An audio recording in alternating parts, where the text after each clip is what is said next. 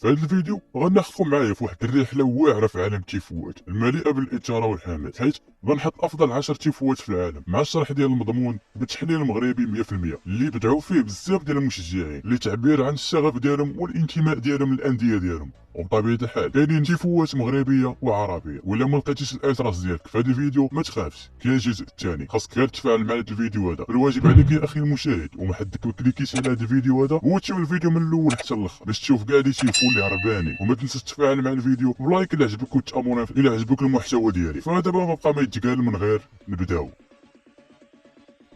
قبل ما نبداو في هاد التيفوات بغيت نقول لكم بلي هاد التيفوات ما مرتبينش وكاع ما مصنفهم انا، فراه نتوما اللي غتصنفوهم في الكومونتير.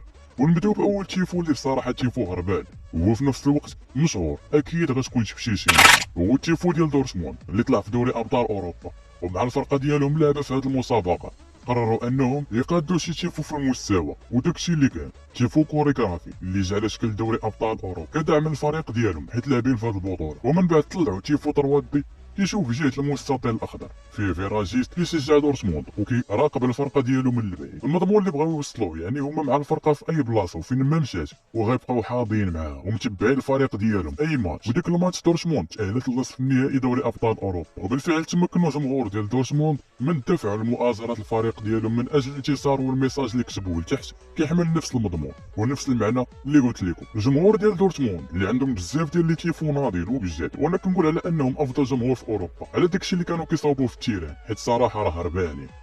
ندوزو للتيفو الثاني ديال جمهور اولمبيك مارسيل الفرنسي اللي كان تيفو داير على التيران ديالو، وحتى الجماليه ديالو كانت مزيانه. داكشي علاش اختاريته من اجمل وافضل تيفوات اللي داروا. تيفو اللي جا منه 4 ديال المنعرجات، المنعرج الاول واللي كان مكتوب عليه او ام، وهاد جوج احرف هما باختصار لكلمه اولمبيك مارسيل يعني النادي ديال هذا الجمهور هذا. والمنعرج الثاني اللي حداه فيه الشعار ديال النادي القديم اللي كان بالوان الفريق الزرق والابيض، ونفس الشيء حتى في المنعرج الثالث. والجهه المقابله كانوا فيها الرايات في المنعرج الرابع للملعب.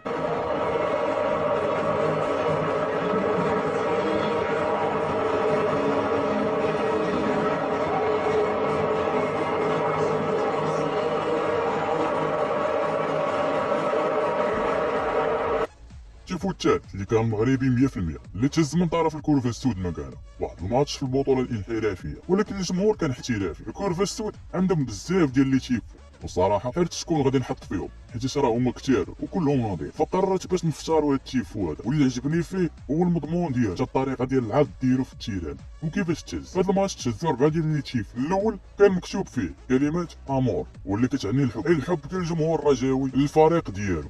والتيفو الثاني اللي كان بحال الاول ولكن تحيدت حرف ا وداروا بلاصتو النسر اللي كيرمز للرجاء، وفاش حيدوا الكلمه ديال ا ولات غير مور واللي كتعني المزيد. التيفو الثالث اللي طلع كنشوفوا تحيدات حرف ام وشويه من او، وداك شويه من او مشيت حتى في التيفو واللي كلاه النسر، وبقى غادي وكيتقدم توصل للهدف ديالو تيفو مور تيفو اللي هو دوري ابطال افريقيا. وهادشي اللي تبين في التيفو الرابع اللي طلعوه وكيبان نسر الرجاوي وصل للهدف ديالو وخدا الكاس بالمنقار ديالو وحداه جوج ديال الاحرف واللي هو اخبار واللي كتعني الرجوع.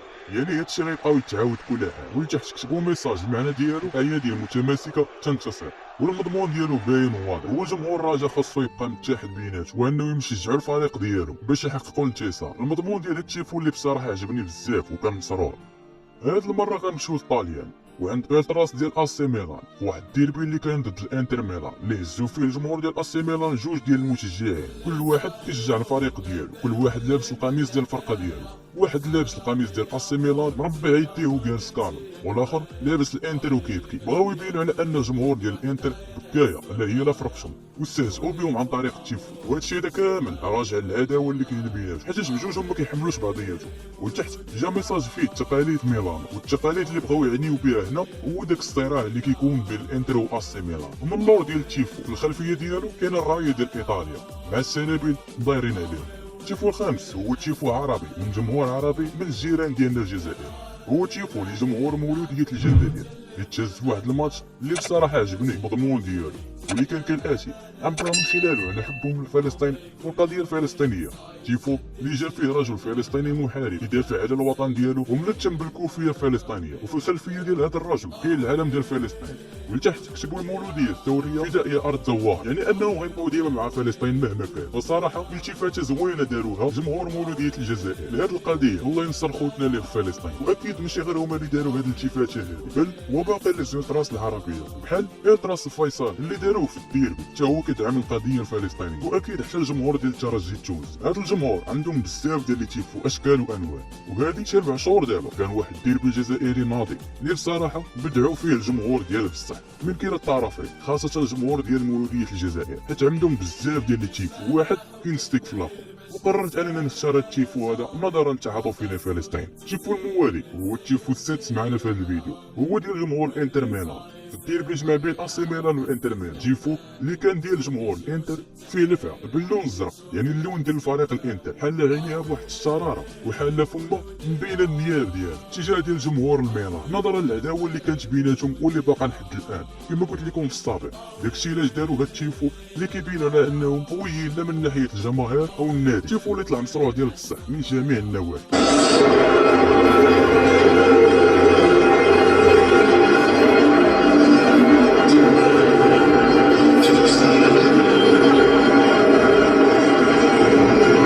التيفو السابع واختاريت تيفو عربي من مصر، هو جمهور الاهلي المصري في النهائي كاس الكونفدراليه اللي طلعوا 7 ديال التيفوات في ماتش واحد. ترى بزاف، والتيفو ما كيشبه الخو، واحد كينستيك في الاخر. 7 ديال لي تيفو كاملين عندهم معنى واحد واللي هو الكره للجماهير، وكل تيفو من هاد ال7 هادو كاتبينهم بلغات متعدده، يعني كتبوها ب7 ديال اللغات. وهذا الشيء اللي كتبوه في واحد الميساج اللي فيه بكل لغات العالم يمكن تفهم. وهذا الميساج داروا على ود اتحاد مصر كره القدم بسبب الوكل اللي كانوا عطاوهم واحد المره وبغاو يحاربوا الالتراس في مصر باي طريقه. الكوريغرافي ال7 اللي طلعوهم بلغات متعدده بحال الانجليزيه والفرنسيه والاسبانيه والايطاليه والالمانيه واليونانيه، وفي الاخير طلعوها باللغه العربيه. شاخ تيفو رباني بصراحه.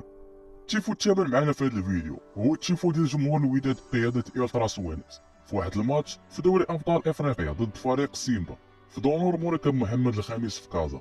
الوينرز طلع التيفو اقل ما يقال عنه هو واعر ديال بصح. التيفو طلع بواحد التفاصيل باينه واضحه من شخصيه الانيم كلكم كتعرفوها واللي هي كوكو، وهو كيتحول بتيفو مور تيفو. التيفو الاول طلعت فيه شخصيه كوكو في وضعيه عاديه ديالو، وهنا كنهضروا على واحد البلان بالنسبه اللي ما تفرجوش في هذا الانيم.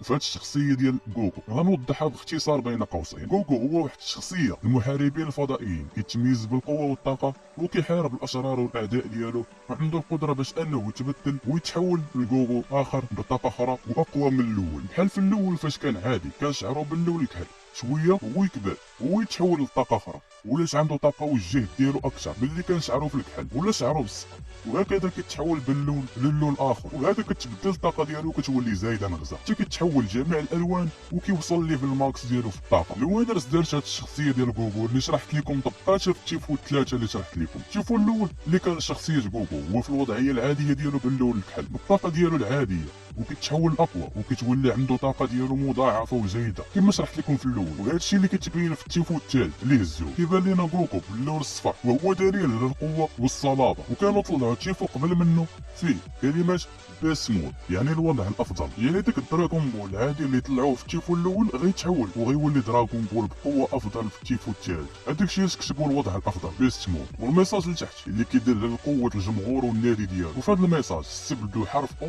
بالكرات ديال دراغون بول، وكل كره فيها العدد ديال النجوم اللي كتدل على محطات من محطات النادي الوداد الرياضي التتويج ديالو بكاس دوري ابطال افريقيا. وبقات واحد الكره شيطه واللي كانت في التيفو الكوريغرافي اللي طلعوه كلمات باسمه، وهذيك الكره كتدل على اللقب اللي تسرق الوداد في دوري ابطال افريقيا في 2009. والوينرز طبقات هاد الشخصيه على النادي ديالهم بانه غادي يتحول باسمه وتولي عنده طاقه واعره باش يتوج باللقب الافريقي. شحال غربانين هاد الوينرز شرف بزاف.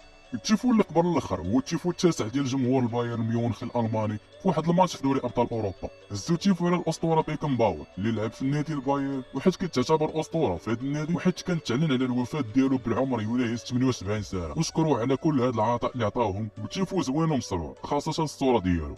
التيفو الاخير اللي كان من طرف جمهور ليون الفرنسي اللي كان على شكل مسرحيه واللي بغاو يحتفلوا بعيد ميلادهم 35. وهذا الشيء كيتبين لنا الفوق انه كتبين تاريخ التاسيس ديالهم والعالم اللي راهم فيه دابا. اللي هو 2022. شويه ديك الستاره ديال المسرح غتحل وغيطلعوا تيفو فيه لوغو المجموعه على شكل فوار. تو الستار وعاودوا حلوه وهزوا تيفو كوريغرافي فيه حرب او ال، وهذا اختصار لكلمات الفريق ديالهم. والفوق حاطين ميساج الفوق، وسطو حاطين اللوغو ديال الفريق ديالهم، وموراها طلعوا تيفو فوار المدينه ديالهم كافتخار والحب للمدينه ديالهم. وتحت طلعوا كوريغرافي يحمل اسم المدينه. تسد الستار وتحل ثاني، وطلعوا فوال فيه شخصيه كبيره في السن عندها لحيه قبعها في الكحل كدليل على الوفاء منذ طيله المرحله تاسيس النادي الى يومنا هذا. وفي الجنب وجميع لي برودوي اللي طرحتهم المجموعه من نهار تاسست. وفي الاخير داروا كراكاج بالعجاج بالزرق والحمر، والتيفو فيه 1987. وهنا الفيديو ديالنا سالا، ما تنساش لايك ابوني وبارطاجي مع صاحبك، وقولوا لي واش تبغيو الجزء الثاني ولا لا. المهم نشوفوا في الفيديو الجاي ان شاء الله.